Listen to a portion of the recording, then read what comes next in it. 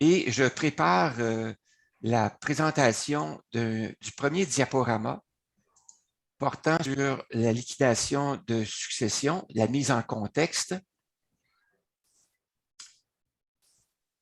Et je vous présente le tout. Liquidation de succession, une mise en contexte de la charge du liquidateur. Le site Éducalois définit le liquidateur de succession comme la personne chargée de régler la succession d'un défunt, c'est-à-dire de fermer les comptes, déclarer les impôts, récupérer les sommes dues, faire l'inventaire des biens et des dettes, distribuer les biens aux héritiers, etc. La liquidation d'une succession représente une charge de travail importante qui s'étale souvent sur plus de 2 ans, qui implique des opérations de recherche, d'analyse, de prise de décision, de communication et de suivi, qui fait aussi appel à des experts possédant des connaissances spécialisées dans les domaines juridiques, comptables et fiscales, qui est souvent confié à un membre de la famille et que bon nombre de personnes souhaitent ne pas avoir à assumer. Le liquidateur est habituellement déterminé lors de la préparation du testament. Il peut s'écouler plusieurs années entre le moment où on rédige son testament et le moment où le liquidateur devra exercer son mandat. Le liquidateur désigné peut ne plus être en mesure d'assumer cette charge lorsque le moment sera venu de l'exercer. Des situations particulières peuvent constituer un obstacle à la désignation d'un membre de la famille comme liquidateur. Par exemple, un patrimoine important incluant la propriété d'une entreprise, des litiges commerciaux, juridiques ou familiaux. Ainsi, au moment de planifier leur succession, plusieurs personnes peuvent se heurter à la difficulté de trouver un liquidateur parmi leurs proches.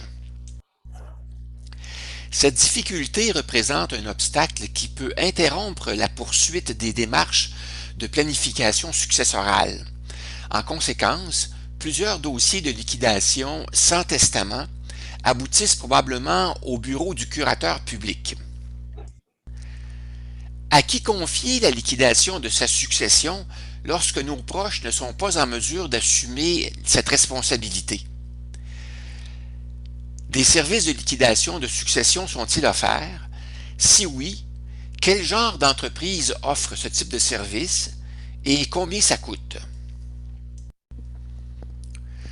Selon le site Éducalois, le notaire qui produit le testament peut agir comme liquidateur gratuitement. Par ailleurs, plusieurs professionnels comme des notaires, des avocats et des comptables peuvent offrir ce service moyennant des honoraires. Une société d'épargne ou une société de fiducie enregistrée auprès de l'Autorité des marchés financiers peut également agir comme liquidateur. Quelle est la rémunération rattachée au rôle de liquidateur? Si le liquidateur est un proche, il a droit au remboursement des dépenses et à une rémunération déterminée dans le testament ou par la loi, soit l'équivalent de son salaire. Si le liquidateur est un cabinet professionnel ou une entreprise, celle-ci peut appliquer sa propre grille de tarification. Voici à titre d'exemple la grille de tarification des notaires au printemps 2020. Pour un notaire débutant, 150 $ de l'heure. Pour un notaire expérimenté, 200 $ de l'heure.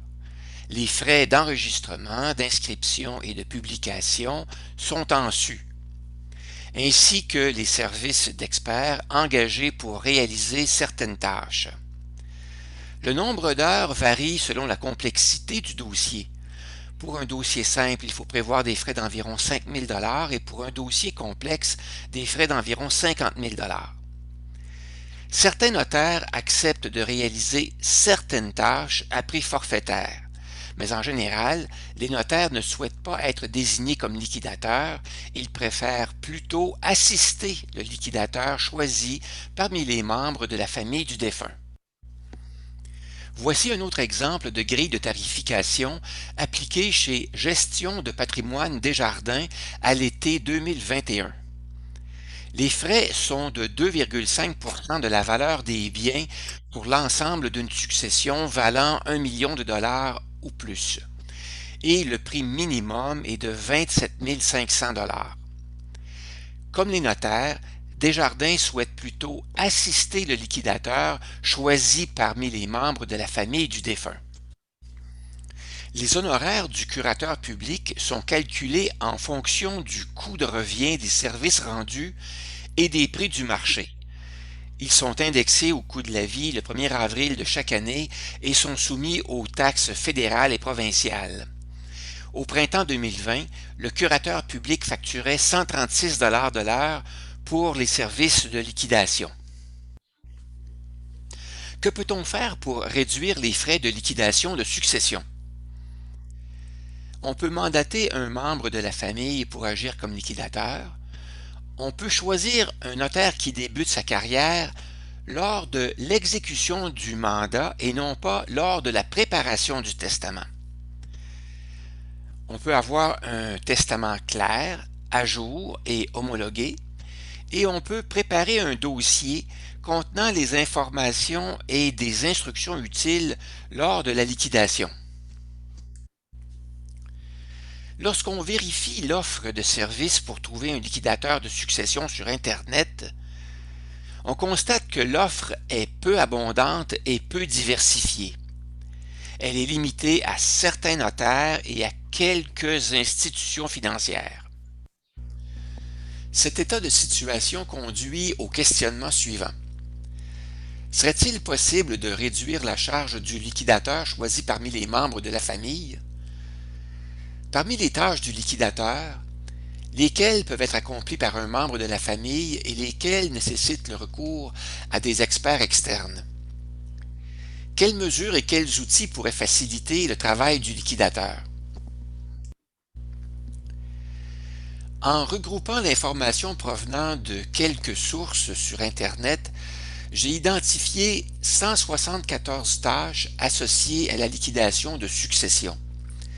Le tableau suivant dresse un portrait des tâches regroupées selon la nature ou le domaine d'expertise de ces tâches. On peut constater que certaines tâches font appel à des compétences générales, de gestion et d'autres à des compétences spécifiques particulières. Alors, les tâches liées à l'administration, elles sont au nombre de 7. Les tâches reliées à l'aide financière aux personnes à charge, 14. Les tâches d'annulation, 27. De disposition des biens, 19. Examen juridique, 13. Exigences légales, 22. Finances, 17. Funérailles, 19. Impôts, 11. Suivi administratif, 19. Et suivi juridique.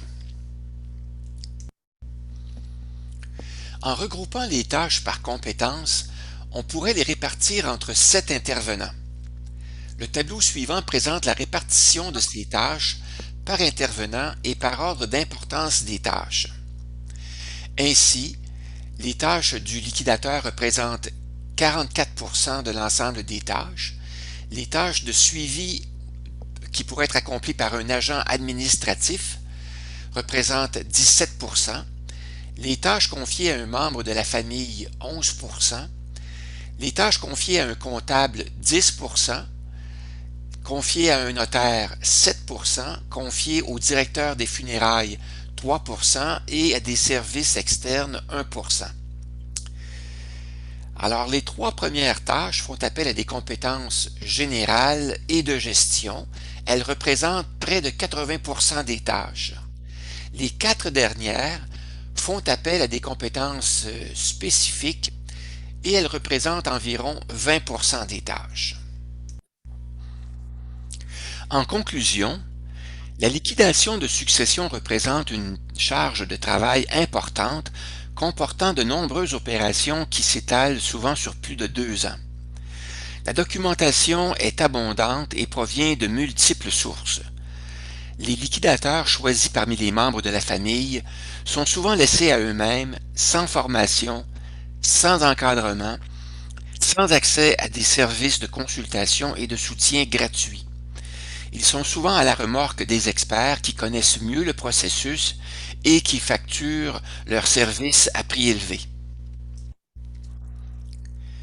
Une formation, un encadrement et l'accès à des services de consultation et de support administratif permettraient probablement de réduire la charge de travail du liquidateur et de réduire la durée des dossiers de liquidation. La sensibilisation et l'engagement des organismes gouvernementaux, communautaires, coopératifs et privés permettraient-elles d'améliorer la situation vécue par les liquidateurs de succession?